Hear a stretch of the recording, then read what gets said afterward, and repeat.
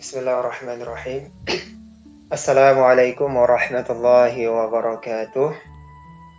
Bismillahirrahmanirrahim. Nawaina ta'aluma ta'lim an-naf'a wal intifa' wal ifadata wal istifadah wa du'a ila al-huda wa dalala 'ala al-khair wa 'ala ma nawa nabiyuna sayyidina Muhammad sallallahu alaihi wasallam wa masyayikhuna wa asatizatuna wa musannif hadzal kitab al-Imam Jalaluddin As-Suyuti wal Imam Jalaluddin Al-Mahalli rahimahumallahu ta'ala wa nafa'ana bihim wa bi'ulumihim wa bibarakatihim wa bi asrarihim fid dharaini amin amin ya rabbal alamin.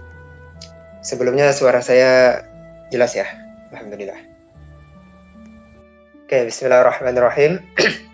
Alhamdulillahirabbil alamin. Allahumma shalli wa sallim ala sayyidina Muhammadin wa ala alihi washabihi ajmain amma ba'du. Alhamdulillah. Pada malam hari ini kita dapat kembali melanjutkan kajian tafsir kita setelah tadi kita sudah sama-sama membaca dan menyimak surah Al-Kahfi. Kemudian kita lanjut kajian kita terkait kajian tafsir Jalalain, ya, tafsir Jalalain. Pada pertemuan sebelumnya kita udah selesai membahas tafsir surah Al-Fatihah. Ya, kemarin bagi teman-teman yang ngikutin, kita udah selesai membahas surah Al-Fatihah. Nah, maka pada malam hari ini saya pengen melanjutkan kajian tafsirnya langsung ke juz 30 atau yang juga sering disebut dengan juz Amma. Ya, jadi kita insya Allah kajian rutin tafsir Jalalainnya kita fokus membahas tafsir juz Amma atau juz 30. Tentunya kita mulai dari surah yang pertama. Ya, surah pertama di juz 30 yaitu surah An-Naba, ya, atau surah Amma Yatasa'alun juga biasanya disebut surah An-Naba. Nah, maka pada malam hari ini kita akan membahas surah An-Naba ini. Ya, insya Allah kita bahas pada malam hari ini sama-sama. Kita mulai kajian kita dengan mengucapkan basmalah. Bismillahirrahmanirrahim. Bismillahirrahmanirrahim. Surah An-Naba. Ya. Surah An-Naba ini termasuk surah surah di juz Amma atau juz ke-30 ini yang terdiri dari 40 ayat yang memiliki kisah ataupun kandungan cerita berisi tentang suatu berita yang besar. Sebagaimana artinya, ya, surah An-Naba itu kan artinya berita yang besar. Nah, maka kita mulai. Ya, bismillahirrahmanirrahim. Amma yatasa'alun 'anin naba'il 'azim allazi hum fihi mukhtalifun kalla saya'lamun summa kalla saya'lamun. Ya, kata Allah Subhanahu wa taala, amma yatasaalun. Ya, tentang apa mereka saling bertanya-tanya. Nah, jadi di surah ini, surah An-Naba ini, Allah memulai surah An-Naba ini dengan suatu pertanyaan. Ya, kata Allah, amma yatasaalun. Ya, kalau terjemah bebasnya, bahasa bebasnya itu ngomongin apa sih mereka itu? Ngomongin apa sih mereka itu?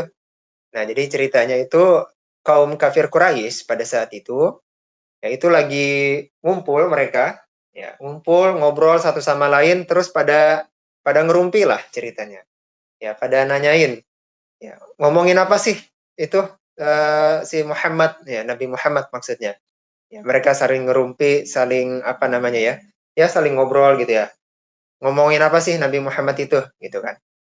Nah, terus dijawab setelahnya ya, anin naba'il azim. Nah, tentang suatu gambaran berita yang sangat besar. Ya, berita yang sangat besar. Nah, di sini diawali dengan kata amma tadi ya. Amma itu kalau secara bahasa terdiri dari dua kata, dari kata an sama kata ma. Ya, an itu artinya dari atau tentang. Ma itu artinya apa. Nah, jadi secara literal, secara bahasanya artinya amma yatasa'alun, tentang apa? Ya, ini Allah ini ngasih pertanyaan yang retoris bahwa apa namanya ya?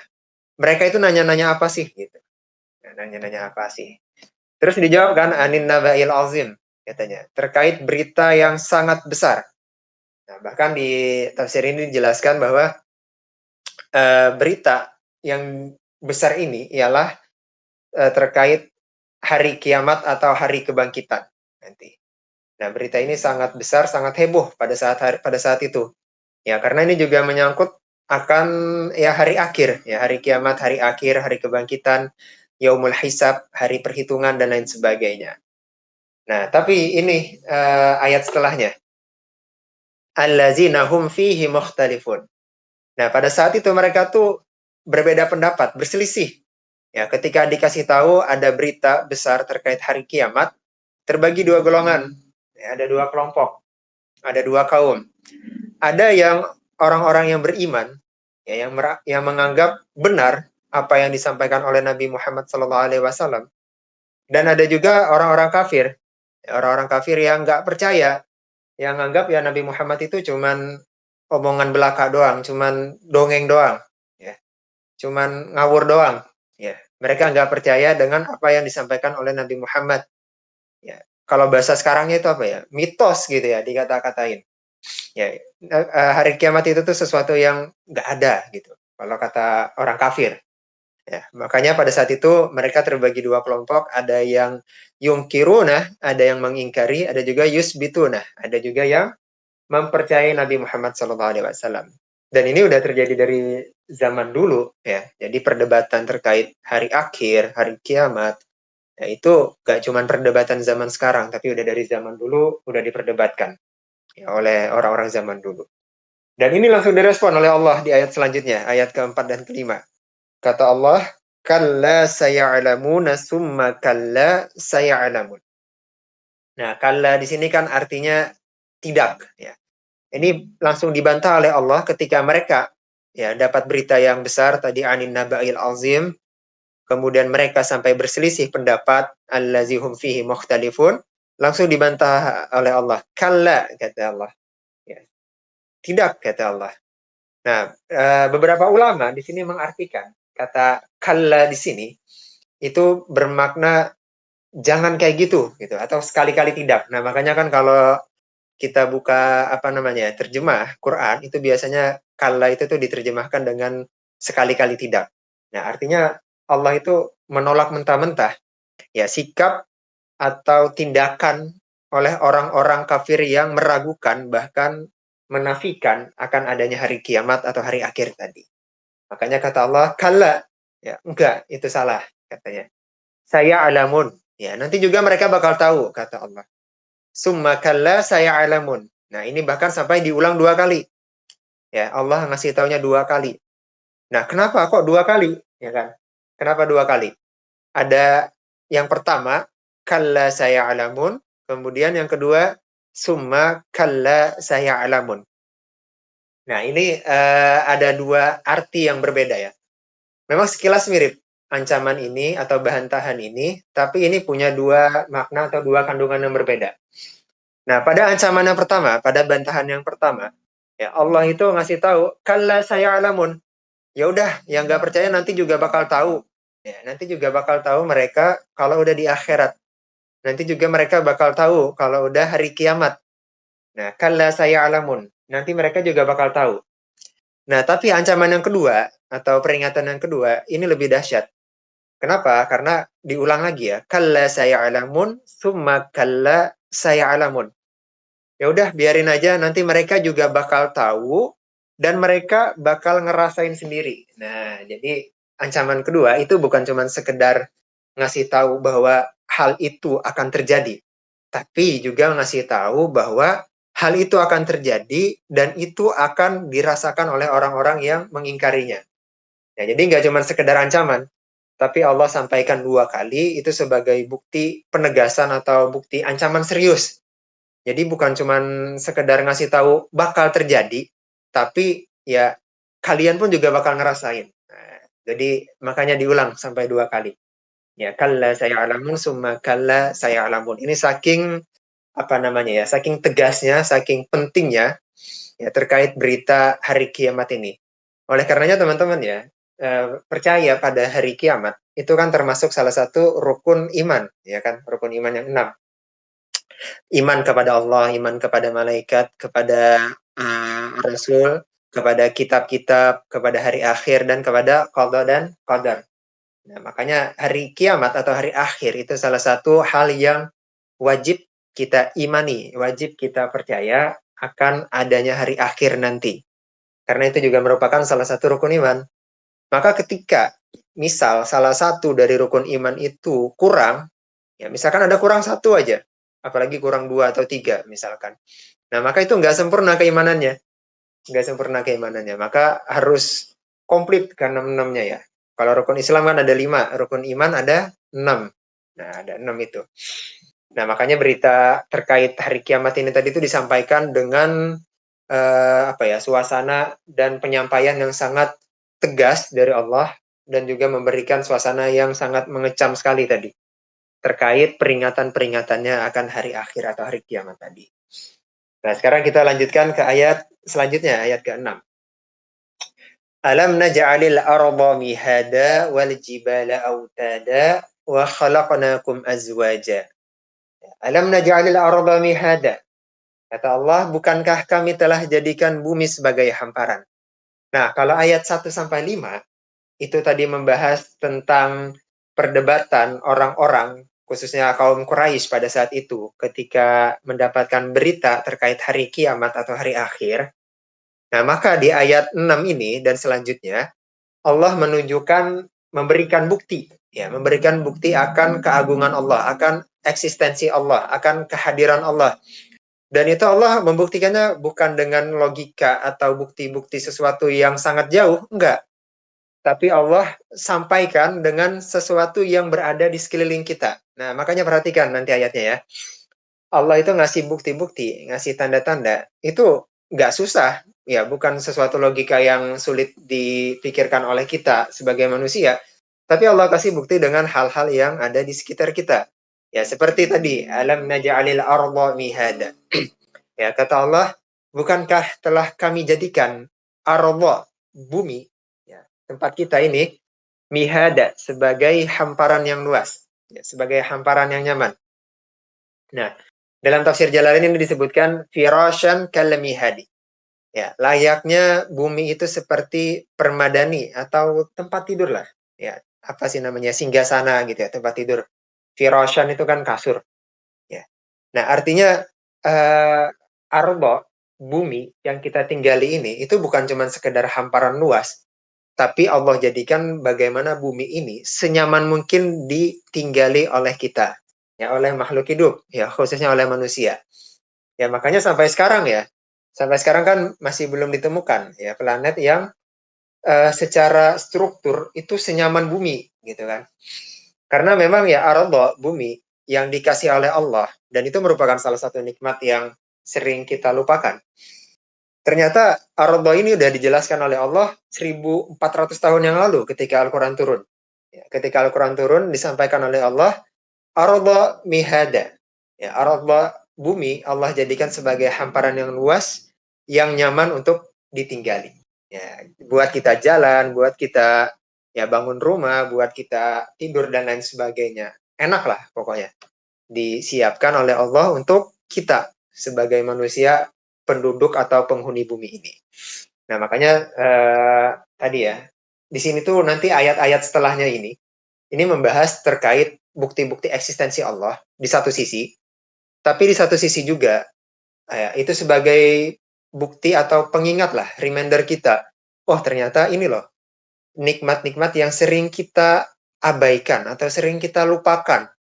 Ya, kadang kan kita mensyukuri nikmat itu kan yang secara empiris jelas ya. Seperti misalkan baru dapat rezeki baru kita bersyukur. Ya, baru dapat suatu pencapaian baru kita bersyukur. Ya, nikmat-nikmatnya itu nikmat-nikmat yang enak-enak secara depan mata aja gitu biasanya. Nah, tapi sering kita lupa, sering kita mengabaikan, ternyata nikmat itu nggak mesti selalu bentuknya ya kayak materi, uang, dan lain sebagainya, ataupun pencapaian tahta dan lain sebagainya.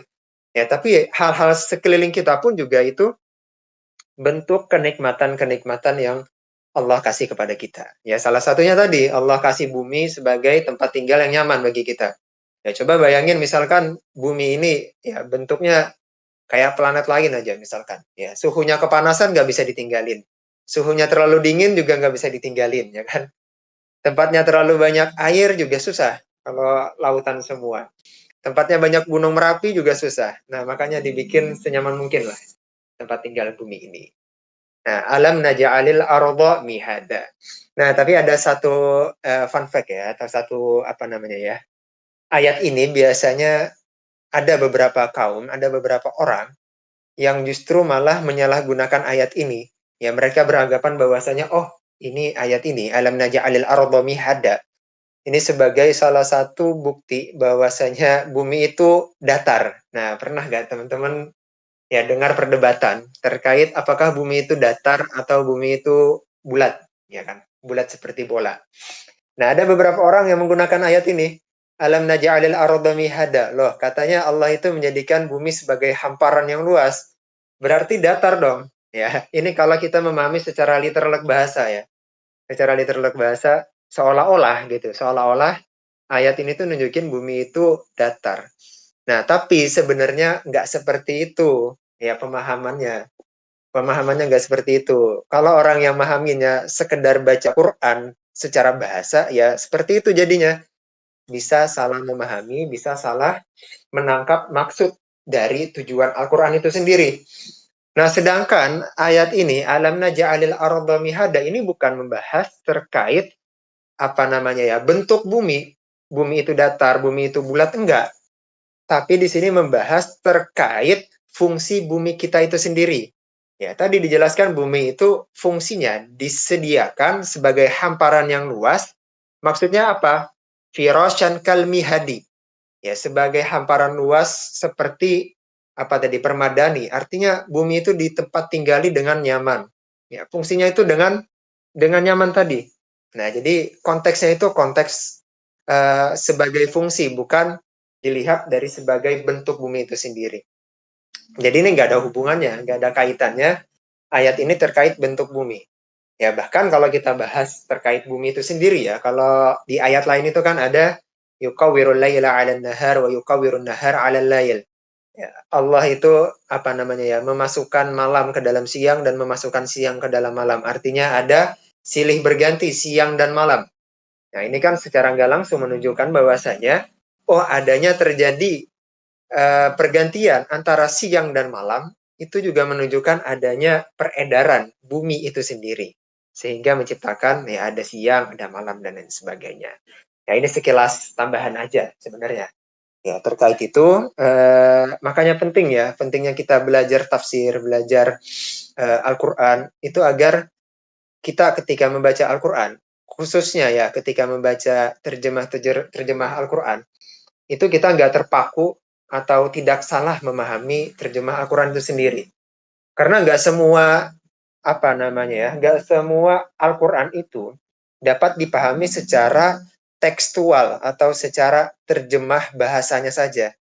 Kadang kita juga butuh, bahkan sangat penting ya kepada penafsiran-penafsiran atau pemahaman-pemahaman dari para ulama yang dapat menjelaskan maksud dan tujuan dari Al-Quran itu sendiri.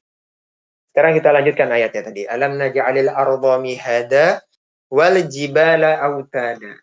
Nah, setelah tadi arda bumi sebagai hamparan, kemudian ayat setelahnya disampaikan wal jibala autada dan gunung-gunung sebagai pasak-pasak bumi.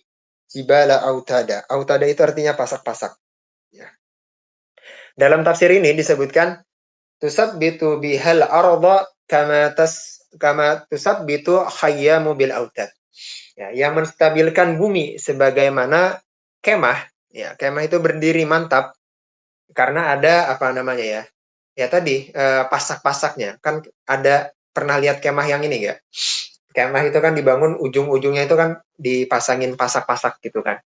Ya ini yang kemah-kemah apa ya namanya ya? Yang kemah-kemah dulu lah. Yang kemah-kemah ya sekarang juga masih ada seperti itu. Pakai pasak-pasak gitu ya. Nah, itu buat apa fungsinya? Biar kemahnya itu kokoh. Ya, jadi ketika ada angin, ya ketika ada badai, ya dia tetap tetap kuat. Nah, begitupun bumi. Nah, bumi itu ya dapat bertahan karena adanya gunung-gunung yang dijadikan pasak-pasak bumi. Dan ini ternyata secara ilmu geologi ya, kalau teman-teman cari gitu ya, secara sainsnya, itu ternyata benar bahwasanya gunung itu secara pondasi dia punya apa namanya ya, bukan cuma menonjol ke atas ke permukaan bumi, tapi juga punya pasak, punya akar yang menjorok ke perut bumi itu sendiri. Nah, sehingga ya bumi kita ini itu seolah-olah seperti pasak-pasak ya, gunung-gunungnya tadi sebagai pasak-pasak bumi itu. Ya, biar buminya itu tetap kuat. Nah, makanya ini selaras ya dengan kejadian hari kiamat. Kan fenomena hari kiamat itu digambarkan nanti kan seperti dalam surah Al-Qari'ah itu ya. Al-Qari'ah mal Qari'ah wa ma adraka mal Qari'ah yauma yakunun nasu kal farashil mabsus wa takunul jibalu kal ihnil manfus. Nah, digambarkan bahwasanya hari kiamat nanti gunung-gunung itu nanti bakal hancur ya. Wa takunul jibalu kal ihnil manfus, bakal hancur. Nah, maka ketika nanti hari kiamat gunung-gunung itu hancur, ya maka ya bumi pun juga bakal hancur juga karena kehilangan pasak-pasaknya tadi. Ya, watakunul jibalu kal ihnil manfush. Nah, kemudian kita lanjutkan ayat setelahnya. Wa khalaqnakum azwaja, dan kami jadikan kalian berpasang-pasangan. Ada laki-laki, ada perempuan. Dan ini menarik ya. Di sini Allah menggunakan kata khalaqana, bukan pakai kata ja'alna. Kalau yang awal tadi kan alam naj'alil arda mihada. Allah jadikan bumi sebagai tempat hamparan yang luas tadi. Tapi di sini wa khalaqnakum azwaja. Allah ciptakan. Jadi bukan Allah jadikan. Ya, Allah ciptakan. Ini menunjukkan adanya sesuatu yang lebih istimewa, penciptaan yang istimewa. Bukan cuma dijadikan tapi diciptakan. Wa khalaqnakum azwaja. Ada dua jenis dan itu saling melengkapi. Ya, saling melengkapi laki-laki perempuan ya. Dan ini kita sebagai manusia yang terlahir dengan gender masing-masing ya, entah itu laki-laki atau perempuan, ini pentingnya juga agar dapat memahami fitrah diri kita masing-masing. Yang lahir laki-laki ya terima sebagai laki-laki. Yang lahir perempuan ya terima juga sebagai fitrahnya perempuan ya. Jangan sampai apa namanya ya? Jangan sampai kebalik ya. Apalagi zaman sekarang ya, miris sekali ya. Ada laki-laki lahir sebagai laki-laki tapi pengen jadi perempuan. Ada yang lahir perempuan tapi pengen jadi laki-laki ya. Ataupun ya yang marak juga ya. Terlahir laki-laki harusnya kan fitrahnya sama perempuan. Nah, tapi malah menyeleweng, ya kan? Malah sesama jenis dan lain sebagainya. Nah, ini juga yang perlu kita hindari ya, yang perlu kita waspadai. Makanya salah satu iman, nah ini kembali ke pembahasan rukun iman lagi ya. Kalau di awal tadi rukun iman salah satunya ialah percaya kepada hari kiamat atau hari akhir. Nah, maka yang terakhir ada juga iman kepada qada dan qadar. Iman kepada takdir yang dikasih oleh Allah Subhanahu wa taala. Nah, salah satunya ini. Ketika kita ditakdirkan misal sebagai laki-laki, ya terima fitrahnya sebagai laki-laki apa. Ketika kita ditakdirkan sebagai perempuan, ya terima fitrahnya sebagai perempuan apa. Ya, jalanin apa yang Allah kasih, bagaimana takdir yang Allah kasih. Karena itu salah satu bentuk iman tadi kepada qada dan qadar. Oke, sekarang kita lanjut ayat setelahnya. Nah, ini yang agak yang lumayan penting ya. Nanti akan saya bahas. Wa ja'alna naumakum subata. Dan kami jadikan kata Allah naumakum, tidur kalian, subata, untuk istirahat. Nah, kalau dalam tafsir di sini disebutkan rohatan li ajsadikum, ya, sebagai bentuk istirahat buat tubuh kalian. Nah, ini salah satu nikmat yang sangat besar dan saya yakin juga teman-teman sangat suka. Ya, siapa di sini yang gak suka tidur ya kan? Ya, semua orang pasti suka tidur. Dan itu merupakan nikmat, tapi sering kita anggap remeh. Kenapa saya bilang remeh? Ya, karena ya jarang kita mikir, oh tidur tuh ternyata nikmat, ya kan? Karena ya sekali lagi, kita sering menggambarkan nikmat itu sesuatu yang berharga, sesuatu yang ada di depan mata kita. Ketika dapat rezeki, ketika dapat uang, baru kita bersyukur, baru kita menganggap itu nikmat. Padahal banyak loh nikmat-nikmat yang kelihatannya remeh, tapi sebenarnya itu juga nikmat besar. Contohnya tidur tadi. Ya, bayangin teman-teman kalau misalkan, ya na'udzubillah, susah tidur. Ya, pernah nggak teman-teman misalkan susah tidur? Ya, itu salah satu, problem juga gitu ya, masalah juga. Ya, mata udah berat gitu ya, udah capek. Tapi udah merem lama, tapi nggak tidur-tidur. Nah, itu juga bikin pusing juga, ya kan? Bikin lemes badan juga, dan lain sebagainya. Nah, maka tidur pun juga salah satu bentuk nikmat yang perlu kita syukuri. Makanya setiap mau tidur ataupun bangun tidur pun juga kita dianjurkan baca doa ya kan, agar kita mensyukuri nikmat tidur tersebut. Nah, terkait tidur ini yang mau saya sampaikan juga, ya, pernah ada apa namanya ya? Ada statement, pernah dengar gak teman-teman, tidur itu ibadah. Ya, tidur itu ibadah. Nah, tapi pertanyaannya, apakah benar tidur itu bisa bernilai ibadah atau tidak? Nah, secara hukum fikih memang ya, tidur itu merupakan perbuatan yang mubah. Mubah itu ialah apabila dikerjakan tidak mendapatkan dosa ataupun pahala. Apabila ditinggalkan juga sama, nggak dapat dosa, nggak dapat pahala. Ya, perbuatan biasa-biasa aja mubah itu. Termasuk makan, tidur, minum, ya, jalan, main, dan lain sebagainya, itu sesuatu yang mubah pada dasarnya. Nah, tapi tidur itu juga bisa berubah-ubah hukumnya. Dalam artian, dia bisa bernilai ibadah, dapat pahala, dan juga sebaliknya. Tidur pun juga bisa mendapatkan dosa. Ya, mendapatkan dosa. Loh, gimana ceritanya? Ya, misal seperti ini. Ya, saya analogikan, misal kita tidur, ya, tidurnya seharian, ya. Tidur siang sampai sore, sampai malam, maghrib baru bangun. Atau bablas sampai isya. Nah, itu udah berapa waktu sholat dilewatin tidurnya. Nah, maka ini tidur yang tidak baik, ya, atau bahkan bisa menyebabkan kepada dosa tadi. Nah, tapi tidur juga bisa menyebabkan ibadah, bernilai ibadah. Itu gimana ceritanya? Ya, apabila tidurnya itu diniatkan untuk ibadah. Ya, agar tidur itu kita niatkan, misal, ya, malam ini nih, sekarang kan udah malam ya. Misal malam kita tidur nanti, kita niatkan, ya, saya tidur untuk istirahat agar nanti bisa kuat lagi ibadahnya. Ya, atau saya tidur ya sekarang untuk istirahat agar nanti bisa bangun untuk beribadah dan lain sebagainya. Nah, maka sepanjang kita tidur itu bernilai ibadah. Ya, bernilai ibadah. Kenapa? Karena niat seorang mukmin itu udah dicatat sebagai ibadah. Udah dicatat ibadah. Makanya kerennya kita sebagai umat Nabi Muhammad ya. Niat doang nih baru niat. Itu udah dicatat sebagai ibadah. Apalagi kalau udah menjalanin atau mengamalkannya. Nah, terus tadi ya, terkait tidur ya, yang pengen saya sorotin juga, tidur itu memang perbuatan aktivitas yang mubah, yang mubah. Tapi seringkali kita melihat tidur itu ya sebagai sesuatu yang negatif. Misal, ya itu orangnya tidur mulu seharian misalkan, atau itu malam dia tidur mulu, nggak pernah bangun malam, sholat tahajud dan lain sebagainya. Ya seringkali POV kita, pandangan kita itu ke hal-hal yang negatif. Dia tidur karena dia nggak melaksanakan ibadah. Dia tidur karena dia tidak melakukan perbuatan yang baik, amal soleh, dan lain sebagainya. Nah, tapi di satu sisi, teman-teman, ketika seseorang tidur, ketika dia melaksanakan perbuatan yang mubah, itu ada satu hal yang nggak kalah penting juga.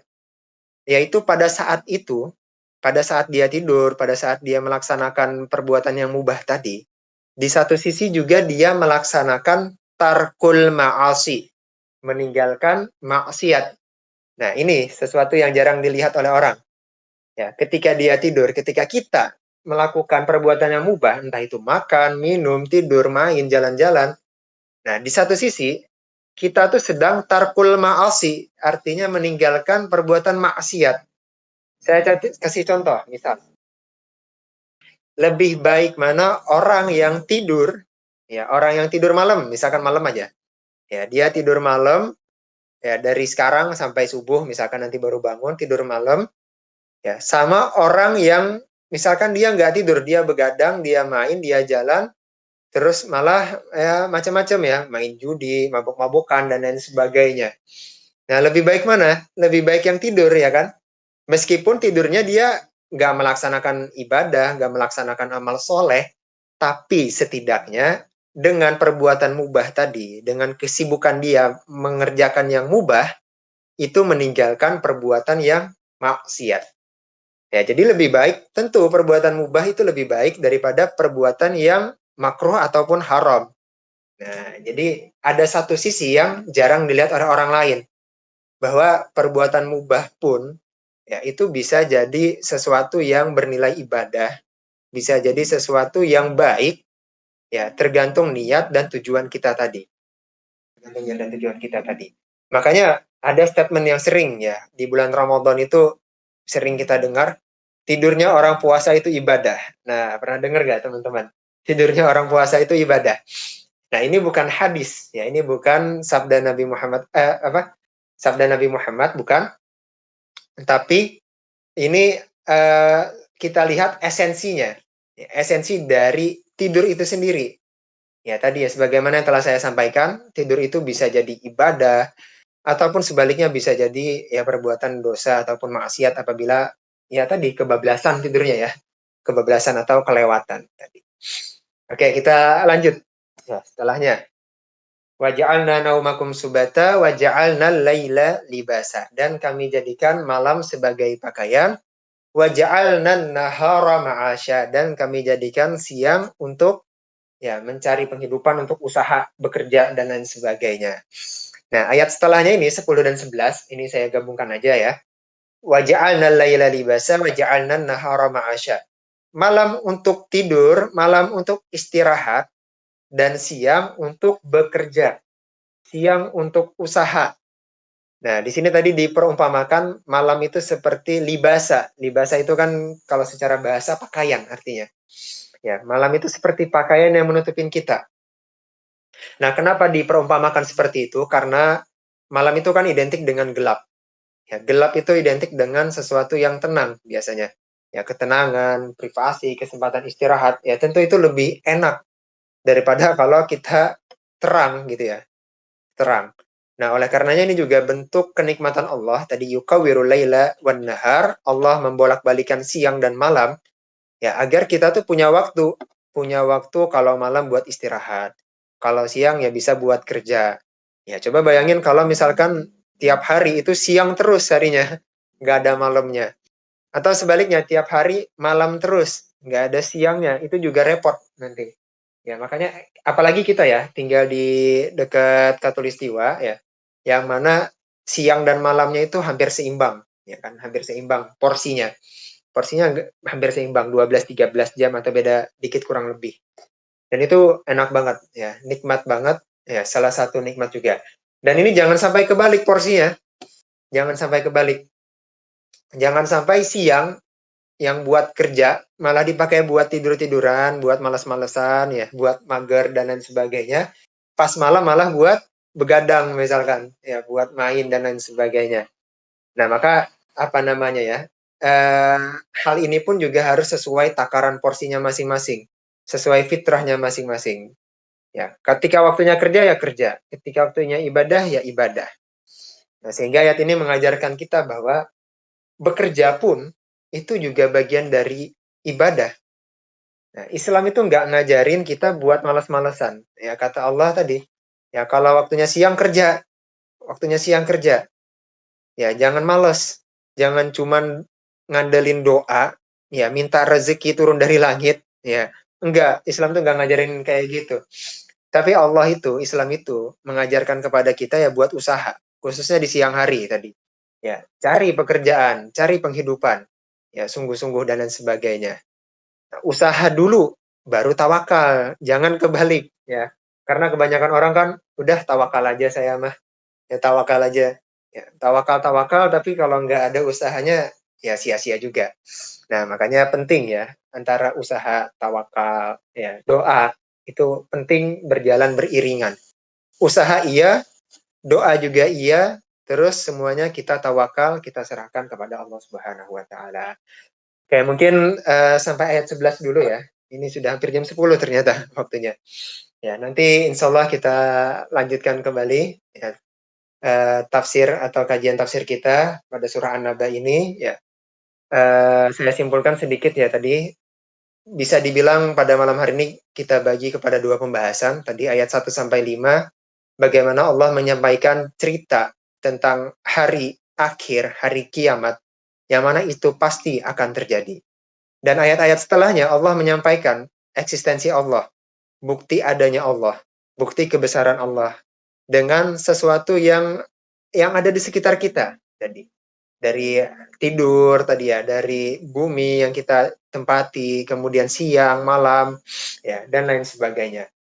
Maka apa namanya ya, penting agar kita mengimani tadi akan adanya hari akhir, akan adanya hari kiamat.